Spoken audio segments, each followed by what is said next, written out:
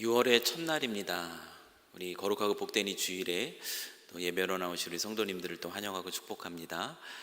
아침 시간이라서 다들 표정이 좀 굳어 계신 것 같은데 우리 서로 반갑게 한번 인사 한번 나누겠습니다. 이렇게 인사 나눌게요.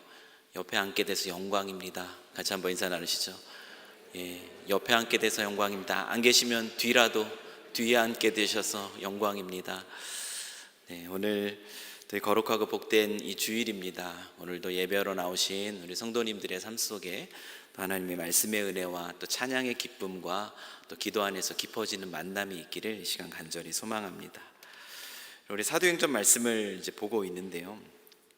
우리 사도행전 오늘 이제 9장을 이제 시작을 하는데 우리 사도행전 8장부터 잠깐 생각해 봤으면 좋겠습니다. 여러분, 사도행전 8장은 스데반 집사님의 순교, 그리고 그 순교 당한 것을 마땅히 여겼던 한 사울이라는 청년을 소개하면서 이 사도행전 8장이 시작이 됩니다. 이 스데반 집사님이 순교를 당하던 그날에 예루살렘 교회에는 말씀에 기록된 것처럼 큰 박해가 일어났습니다. 사울이라는 청년은 그 예루살렘 그 교회를 박해하는 이 대표적인 인물로 사도행전 8장 1절에서 이제 소개가 되고 있는데요. 그는 각 집집마다 돌아다니면서 그리스도인들은 무차별하게 잡아서 그리고 감옥에 던지는 그런 일을 했습니다. 이로 인해서 예루살렘 교회의 모든 성도들은 사도 외에는 전부 다 흩어지게 되는 그런 일들이 일어나게 됩니다. 그런데 놀라운 것은 이 박해를 피해서 흩어진 예루살렘 교회 성도들의 삶의 모습이었어요. 쫓겨다닐 밖에 없는 그런 형편 속에 있었음에도 불구하고 성경은 그들에 대해서 무엇을 얘기하고 있냐면, 그들은 놀랍게도 그들이 발길이 닿는 곳마다 그 자리에서 그리스도 예수의 복음을 전합니다. 사단은 이 박해를 통해서 예루살렘 교회를 완전히 무너뜨리고 모든 사람들이 흩어졌기 때문에 이제는 그들이 승리를 했다라고 생각했는지 모르겠습니다. 하지만 사실은 그렇지 않았던 것이에요. 예수님이 승천하시기 전에 제자들에게 주신 말씀이 이제 사도행전 1장 8절 말씀이에요. 오직 성령이 너희에게 임하시면 너희가 권능을 받고 예루살렘과 온 유대와 사마리아와 땅끝까지 이르러 내 증인이 되리라 하시니라. 여러분, 이 말씀을 주셨었는데 이 사도행전 8장 1절에서 일어난 그 예루살렘 교회에 있었던 큰 박해, 그 박해는 예루살렘 교회를 무너뜨린 것이 아니라 오히려 복음이 예루살렘을 넘어서 온 유대와 사마리아와 땅끝까지 이르러 그 복음이 전파되게 하는 그런 기회가 되었습니다. 이 사도행전 8장은 사마리아 땅에서 뿐만 아니라 또 성령의 인도하심을 따라서 남쪽으로 내려가는 그 광야길에서, 또한 성령의 인도하심 따라 이방의 여러 도시에서 복음을 선포했던 한 흩어진 사람 빌립 집사님의 이야기로 8장이 끝이 나고 있습니다. 그리고 오늘 우리가 읽은 이 9장은 다시 그 사울이라는 그 청년이 등장하는 것으로 시작을 합니다. 여러분, 권투 경기, 요즘에는 UFC 이런 격투기 경기라고 할 수 있겠는데, 여러분, 빅매치가 시작이 되면은 어떻죠? 이 사회자가 그 선수 소개를 합니다. 청코너 어떤 선수, 홍코너 어떤 선수, 정말 그 굵은 목소리로 그 선수를 소개하는 그 사회자의 음성. 제가 이제 9장 말씀을 이제 묵상을 하면서 1, 2절 말씀이 마치 그렇게 들리더라고요. 기세등등하게 등장하고 있는 사울 선수, 그 굵은 그 목소리가 1, 2절에서 느껴지는 거예요. 그 선수의 등장, 그 선수를 어떻게 성경은 소개하고 있는가? 9장 1절과 2절 말씀을 한번 보시면, 사울이 주의 제자들에 대하여 여전히 위협과 살기가 등등하여 대제사장에게 가서 다메섹 여러 회당에 가져갈 공문을 청하니 이는 만일 그 도를 따르는 사람을 만나면 남녀를 막론하고 결박하여 예루살렘으로 잡아오려 함이라. 이 사도행전 8장에서도 사울이라는 청년이 소개가 됐었는데요, 이 9장에서 이 사울이라는 한 선수입니다. 정말 그 선수가 어떤 선수인지 이렇게 소개가 되고 있어요. 여러분, 사울이라는 선수는 어떤 선수입니까? 그 역대 전적을 보면은 예루살렘에서 그리스도인들, 수많은 그리스도인들을 잡아서 옥에 넘겼던 대단한 전적을 가지고 있는 사울이 이제는 한번 그림을 한번 보십시오. 사울이 이제는 예루살렘에서요, 저 북쪽의 다메섹까지 240여 킬로미터가 떨어진 그 거리예요. 걸어서 가면 한 열흘 길이라고 하는데 아마 그리스도인들을 잡으러 가는 그 길이었기 때문에 서둘러 갔을 겁니다. 서둘러 가면은 한 일주일이면 또 갈 수 있는 그런 거리라고 합니다. 역대 전적이에요. 예루살렘이라는 그 땅에서 수많은 사람들, 수많은 그리스도인들을 잡아 가두었던 이 사울이라는 선수가 이제 새로운 빅매치에 등장을 하는 겁니다. 이 다메섹이라고 있는 그곳에 흩어진 그 그리스도인들이 있다면 그들을 잡아가지고 예루살렘 끌고 올 그런 마음으로 사울이라는 이 선수가 등장을 하고 있는 것이에요. 사울이라는 이 선수는요, 만만치 않은 선수로 지금 소개가 되고 있습니다. 그런데 우리 9장의 말씀에 전개가 어떻게 되는가? 그런데요, 경기 시작에 링이 울리자마자 이 만만치 않아 보였던 이 사울 선수의 경기는 끝이 나버립니다. 그냥 끝나요. 여러분, 상대 선수는 누구였습니까? 상대 선수는 예수 그리스도입니다. 오늘 우리는 이 한 사람에게 일어난 성경에 기록된 가장 극적인 회심의 기록, 가장 극적으로 그의 삶이 완전히 바뀌어버린 한 사람의 이야기를 오늘 우리는 봅니다. 그리스도인들을 잡아 가두려는 열심으로 그 위협과 그 살기가 등등하게 이 다메섹이라는 그 땅을 향해서 등판하고 있었던 이 사울의 모습, 우리가 이 9장을 읽었을 때 그의 모습은 이제는 어떤 모습으로 여러분의 마음속에 비춰지던가요? 위협과 살기가 등등한 그 모습 그대로였을까요? 그렇지 않습니다. 아마 사울의 얼굴은요, 그리스도 예수를 알지 못하는 이들을 향한 그 안타까움, 그리고 어떻게 하면 그들이 그 진리를 깨닫게 할 수 있을까 하는 그 간절함, 이 안타까움과 이 간절함의 마음으로 가득한 그 모습으로 이 9장의 후반부에는 그의 모습이 상상되게끔 그려지고 있다는 것이에요. 그리스도인들을 잡아가려던 그가 그 경기가 끝난 이후에 그는 지금 어떤 모습으로 등장하고 있는가? 사도행전 9장 22절 말씀을 보십시오. 사울은 힘을 더 얻어 예수를 그리스도라 증언하여 다메섹에 사는 유대인들을 당혹하게 하니라. 여러분, 그의 인생이 이렇게 완전히 바뀝니다. 그는 위협과 그 살기를 가지고 예수 믿는 자들 걸리기만 해봐, 내가 잡아다가 옥에 가둘 거야, 끌고 갈 거야, 이 마음으로 등장을 했다라는 거예요. 그런데 지금 그의 모습은 어떻게 드러나는가 하면 힘있게 예수가 그리스도이심을 그는 증언하고 있다라고 얘기하고 있습니다. 그래서요, 그의 모습을 기대했던 그 유대인들, 그가 그리스도인들을 잡아가두는 그 모습을 기대했던 이 유대인들이 이 사울의 모습을 보면서 굉장히 당혹스러워하는 거예요. 아니, 공문까지 받아가지고 다메섹으로 왔다, 그 소문을 들었는데 지금 그가 하고 있는 일이 무엇이냐면 예수가 그리스도입니다. 예수가 그리스도입니다. 그 사실을 힘있게 전파하고 있던 것입니다. 여러분, 도대체 사울에게 무슨 일이 일어났는가? 우리는 사울에게 무슨 일이 일어났는지 너무나 잘 압니다. 이 사울이 누굽니까? 바울이라고 불리는 사울이잖아요. 우리가 아는 사도 바울이 바로 이 사울입니다. 그에게 일어난 일은 예수님을 만난 것이에요. 그의 인생의 전환점, 그의 삶의 터닝 포인트는 예수 그리스도를 만나면서 시작이 됩니다.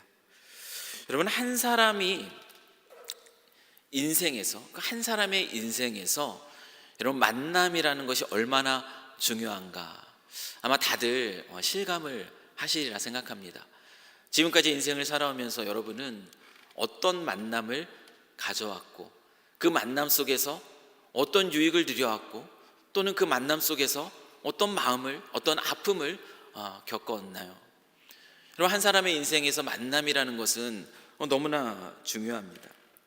우리가 다 잘 아는 대표적인 예가 있다면 바로 헬렌 켈러와 설리반 선생님의 그 만남을 우리는 생각해 볼 수가 있습니다.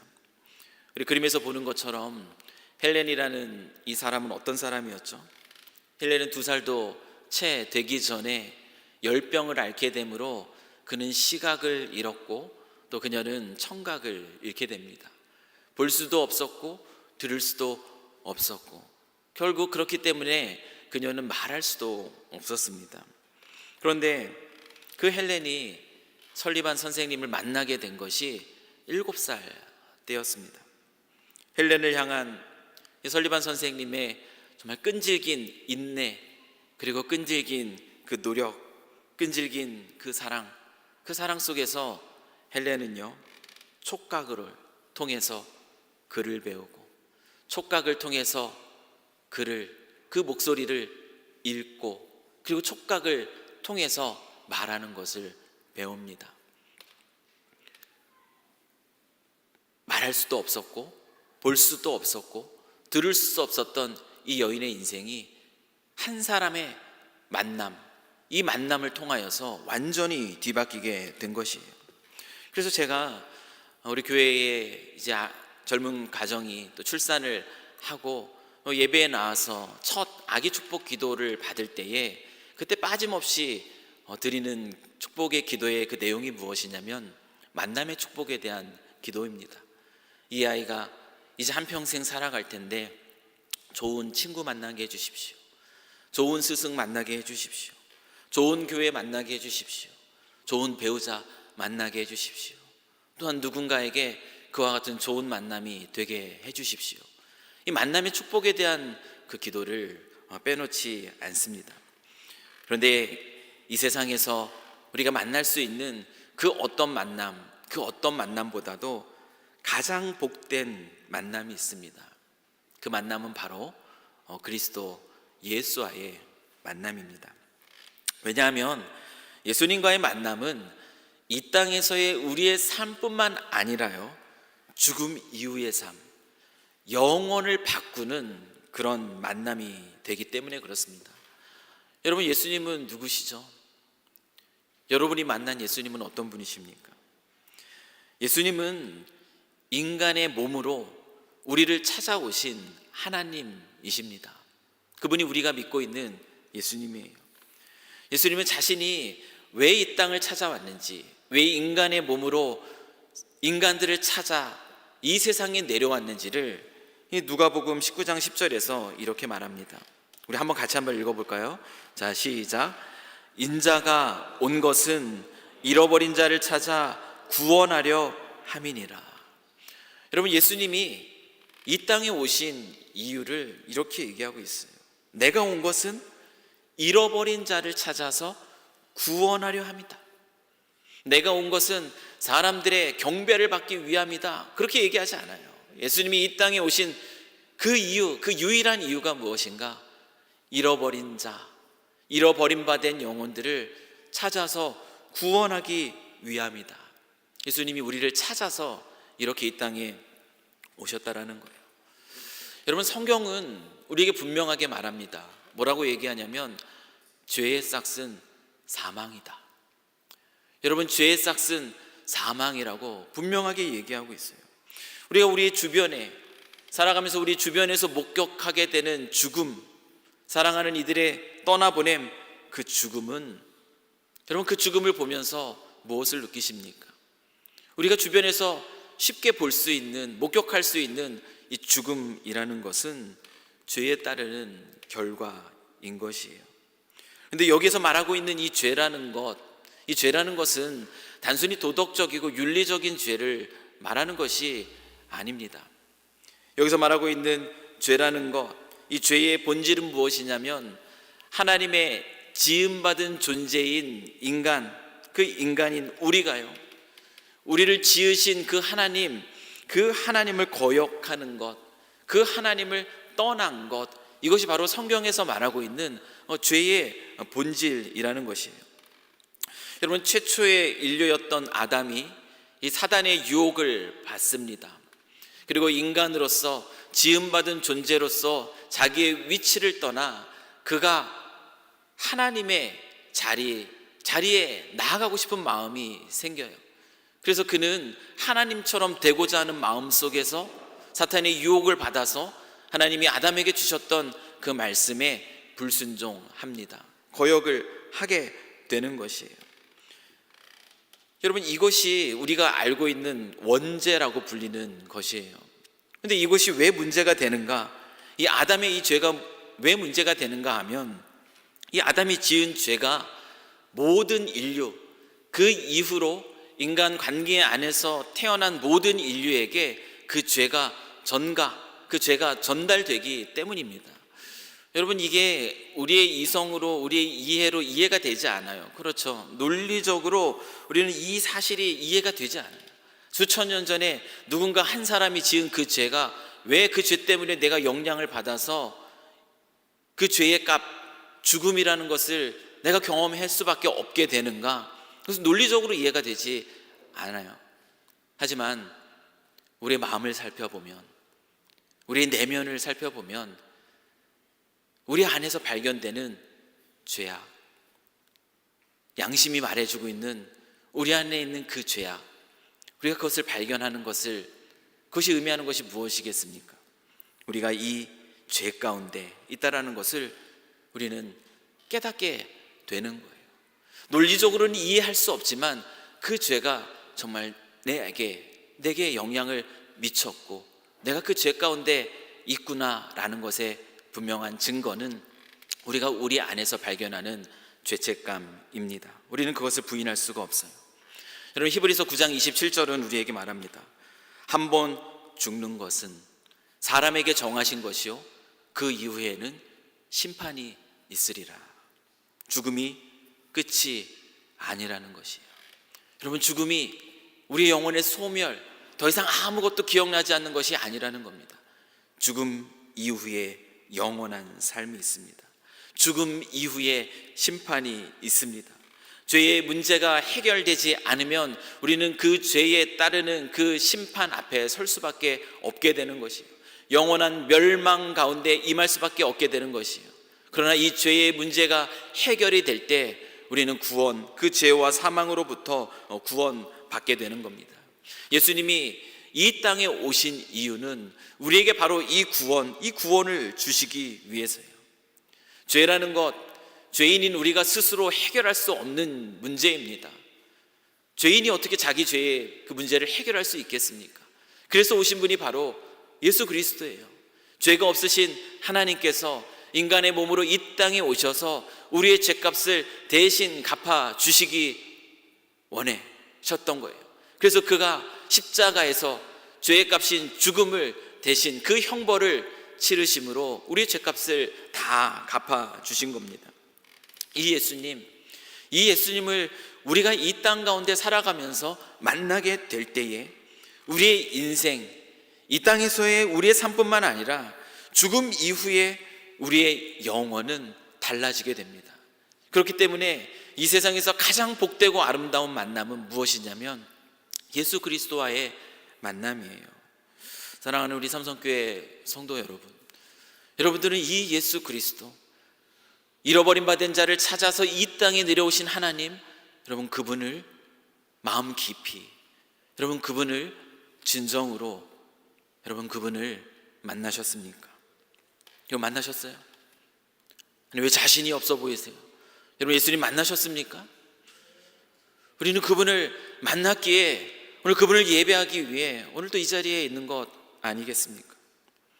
오늘 본문에서 우리가 보는 이 사울의 극적인 회심의 장면, 예수님을 만난 이 장면 속에서 우리는 두 가지 중요한 진리를 발견하게 됩니다. 그것이 무엇이냐면, 첫째는 예수님이요 우리를 먼저 찾으신다라는 사실이에요.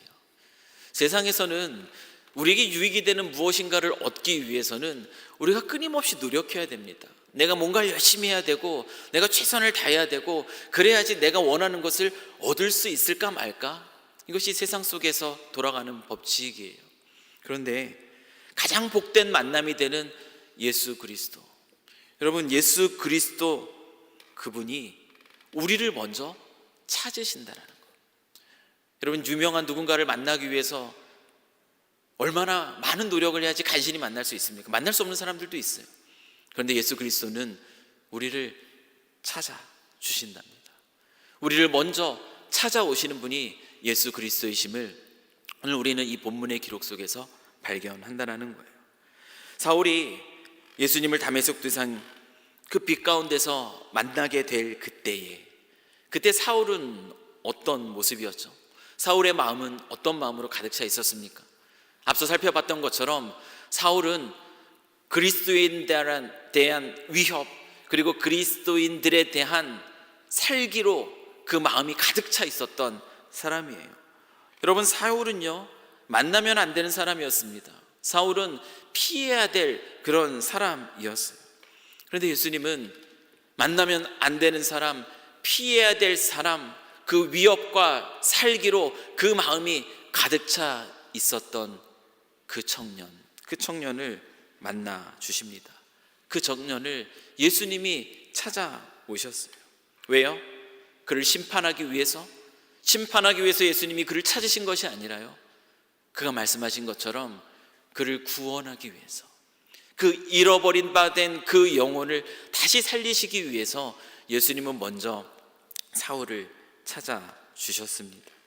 오늘 본문에 보면 예수님이 사울에게 찾아오셔서 하신 말씀이 사울아, 사울아, 내가 어찌하여 나를 박해하느냐라고 짧게 기록이 되고 있지만, 사도행전 26장 14절의 말씀을 보면 거기는 이제 바울이 이제 자신의 예수님을 만난 그 또 다른 간증의 그런 내용이 기록되어 있는데요, 거기는 조금 더 자세하게 기록하고 있습니다.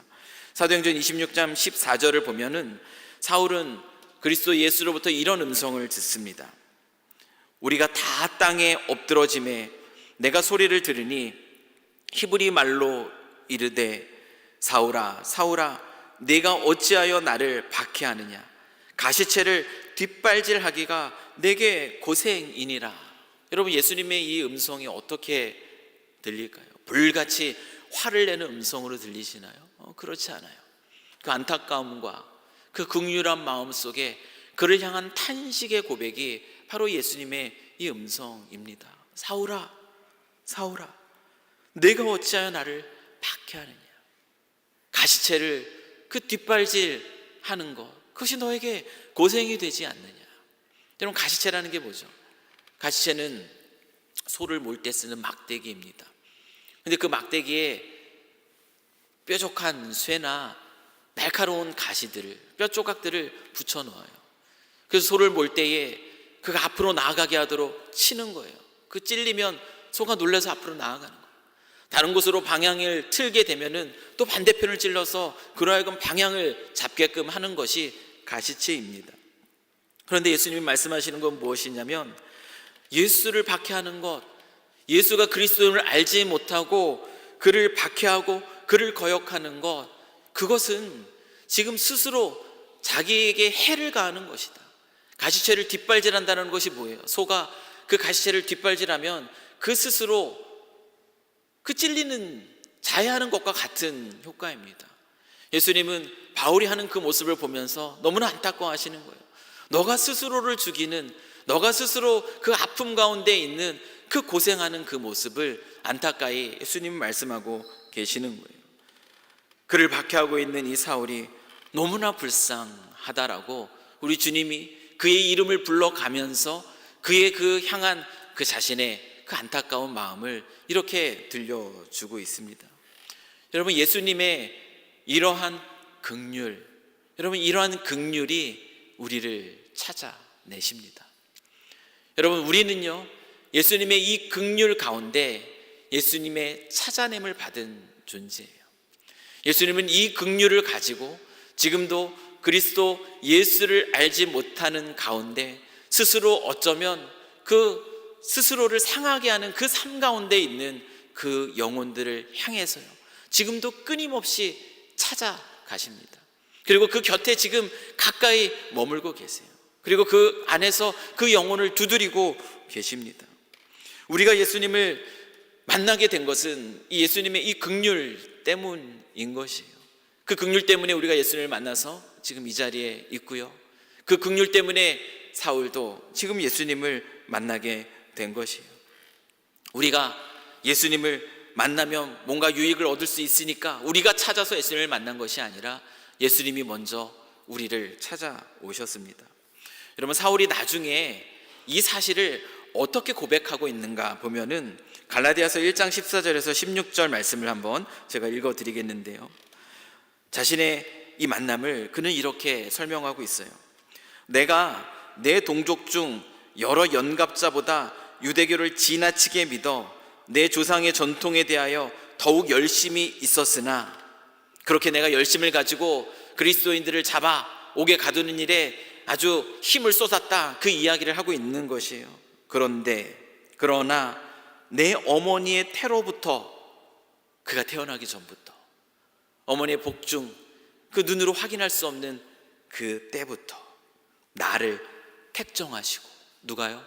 그리스도께서 그의 은혜로 나를 부르셨다. 예수님을 만난 그 바울은요, 그 예수 그리스도가 그가 나기 전부터 자기에게 관심을 가지고 자기를 지켜보시고 그리고 나를 부르셨다, 그렇게 고백을 하고 있습니다. 사울은요, 예수님이 그 자기 자신을 자기에게 드러내 주시기를 기뻐하셨다. 위협과 살기가 등등한 채 있었던 사울을 만나 주셨을 때에 예수님의 그 마음이 어떤 마음이었을까를 그는 이렇게 고백하고 있습니다.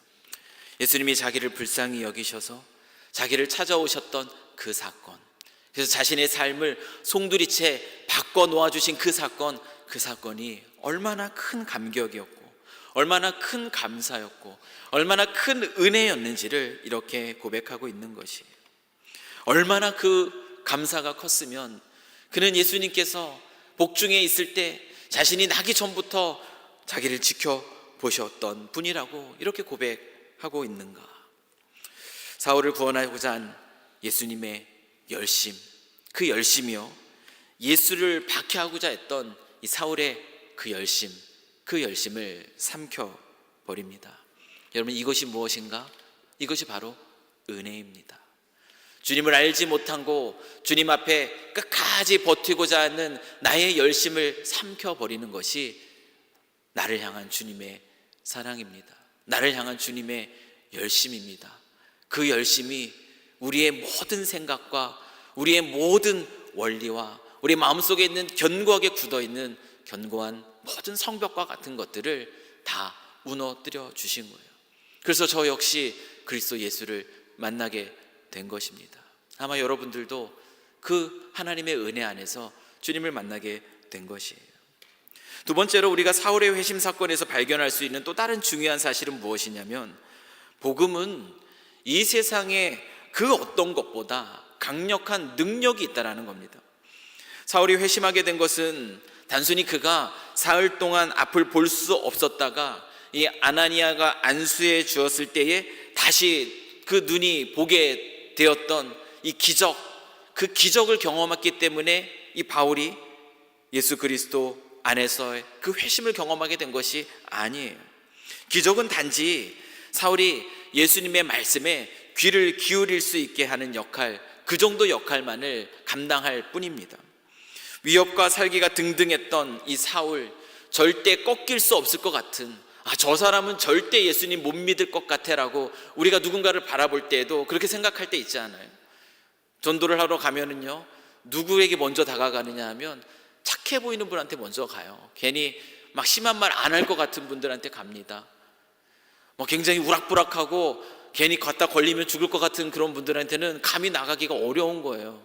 그런데 이 사울은 그와 같은 존재입니다. 감히 나가면 큰일 날 것 같은 존재라는 것이에요. 이 그 사울이 변화될 수 있었던 것은 무엇이냐면 바로 복음이에요. 바로 복음입니다.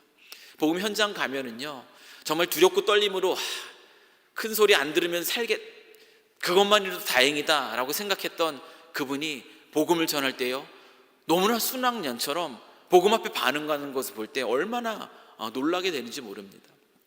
여러분, 사울이 변화된 것은 바로 복음 때문이라는 것이에요. 고린도후서 10장 4절에서 5절 말씀을 보면은 바울은 나중에요 이렇게 얘기하고 있어요. 자기 자신이 어떻게 변화되었는가, 그는 이렇게 고백하는 것과 다름이 없습니다.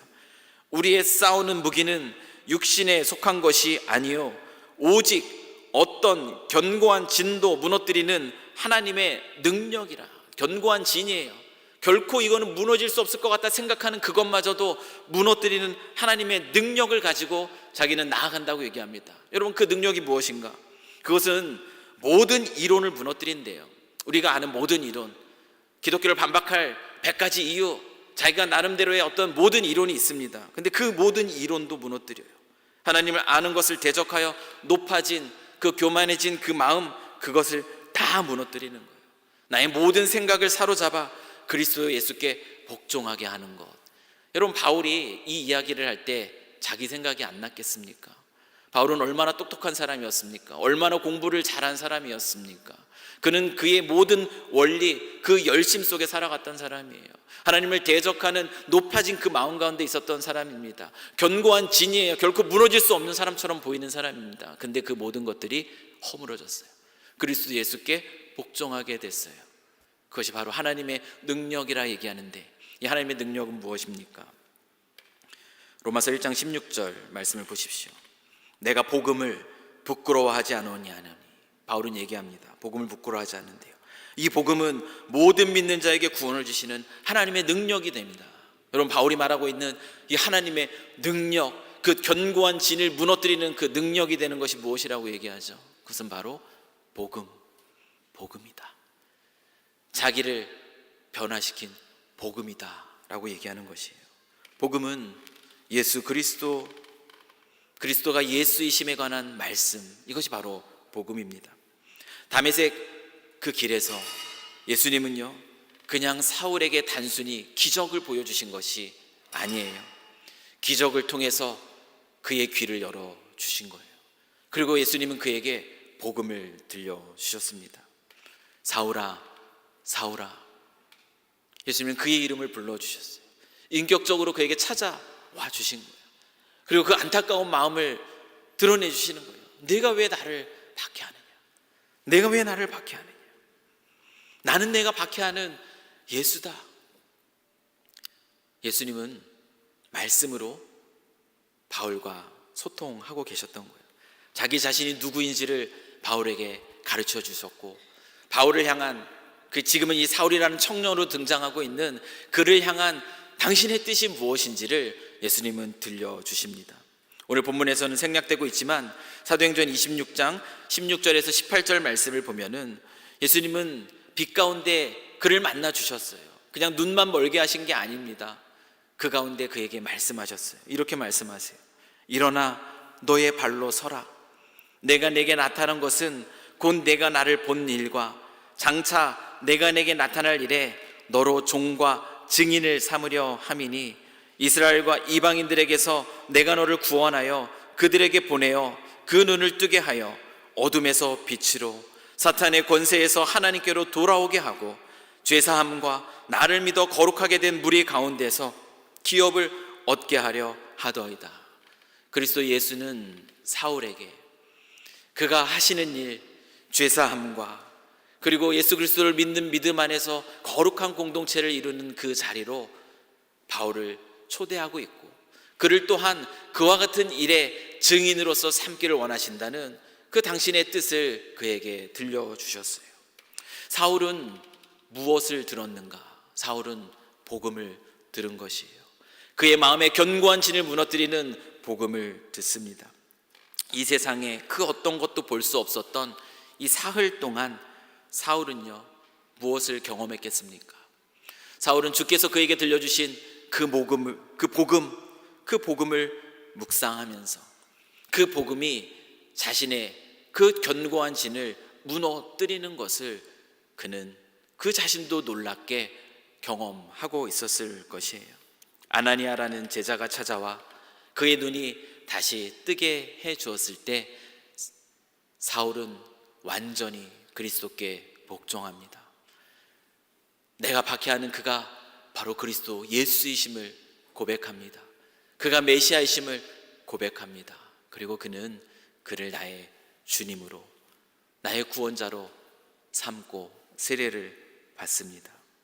성령으로 충만하게 되고 그는 즉시 그리스도 예수의 증인의 삶을 살아갑니다.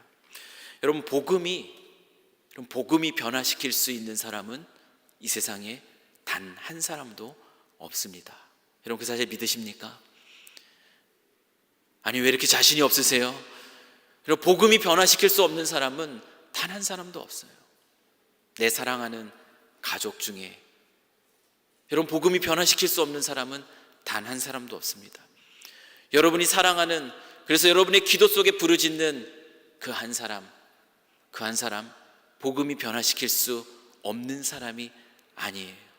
복음은 그 견고한 진, 아무리 그 나름대로의 생각을 가지고 나름대로의 원리를 가지고 자신을 지킨다 할지라도 그리스도의 사랑은, 그리스도의 열심은 우리의 모든 생각과 모든 거절을 다 삼켜버립니다.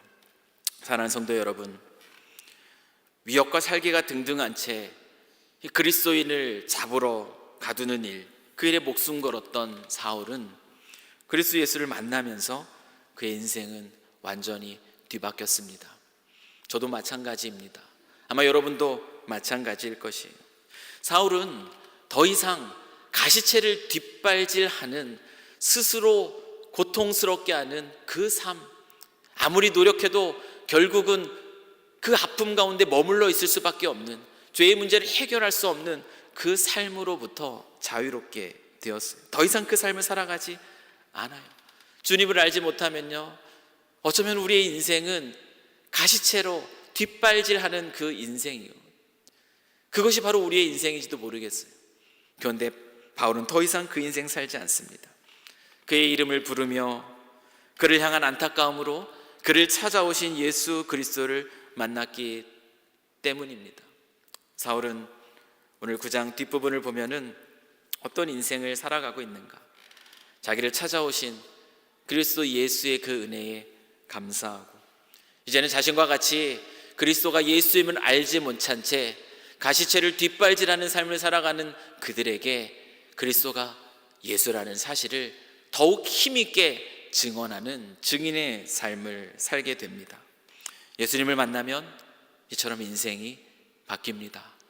여러분, 온전한 회심의 증거, 온전한 회심의 결과는 바로 이와 같이 변화된 삶입니다. 사랑하는 성도 여러분, 혹시 그리스도 예수를 아직 만나지 못한 분이 계실까요? 그렇다면 기억하십시오. 예수님은 이미 오래 전부터, 우리가 어머니의 태에 있을 그때부터, 아니 그 전부터 우리 주님은 이미 우리를 기억하셨고, 그리고 우리를 찾아오셨고 지금 우리 곁에 머물러 계십니다. 아직 예수님을 만나지 못한 분이 계시다면 그분에게 가장 필요한 것은 무엇이냐면 그리스도 예수께서 주시는 말씀, 어떤 견고한 진도 무너뜨리는 하나님의 능력이 되는 복음의 말씀, 그 복음의 말씀에 귀를 기울이는 것입니다. 그 복음은 죄와 사망으로부터 우리의 영혼을 건질 것이고, 그리고 그 복음은 우리의 삶을 가시체를 뒷발질하는 삶이 아니라 새로운 사명으로 새로운 삶을 살게 하실 것입니다. 바로 증인의 삶, 어떻게 하면 내가 누리고 있는 그리스도 예수를 나눌 수 있을까, 그 삶을 살아가게 한다는 것이죠. 이것이 바로 온전한 회심의 가장 강력한 증거입니다. 먼저 우리를 찾아오신 그리스도 예수의 은혜 안에서 우리 참 생명을 누리시고요, 그리고 그리스도 예수의 증인으로서 그 생명의 기쁨을, 그것을 알지 못하는 이들과 더 기쁘게 나누는 그 증인의 삶을 살아가시는, 온전한 회심 속에 완전히 다른 인생을 살아가실 수 있는 우리 삼성교회 모든 성도님들이 되실 수 있기를 주님의 이름으로 간절히 축원합니다. 함께 기도하겠습니다. 사랑과 은혜가 풍성하신 하나님 아버지, 사도 바울의 회심의 사건을 통해 주님의 놀라운 구원의 은혜를 다시금 마음에 새기게 하시니 감사합니다. 사울을 긍휼히 여기시고 그를 찾아와 만나 주셨던 것처럼 주님께서 저희들에게도 찾아와 주시고 저희들의 마음 가운데 견고한 진을 무너뜨리사 하나님의 자녀가 되게 하신 것을 기억합니다. 우리에게 베풀어 주신 주님의 크신 은혜에 감사하는 삶이 우리의 매일이 되게 하시고, 또한 주께서 보내신 삶의 자리에서 그리스도 예수의 증인으로 복음에 합당한 삶을 살아가는 저희들 되게 하여 주시옵소서. 혹시 이 자리에 또한 우리 기도 속에 기억하는 이들 중에 아직 예수님을 인격적으로 만나지 못한 영혼이 있습니까? 혹시 그렇다면 그리스도 예수의 복음에 그 마음의 문이 열리게 하시고 복음의 능력이 그 마음의 견고한 진을 무너뜨리는 역사가 일어나게 하여 주시옵소서. 이 땅에서의 삶뿐만 아니라 영혼을 바꾸시는 예수님과의 그 만남의 축복을 날마다 누리며 그 생명의 기쁨을 이웃과 나누는 삼성교회 모든 성도들이 되게 하실 줄 믿사오며 이 모든 간구를 우리의 구주 되시는 예수 그리스도의 이름으로 기도드립니다. 아멘.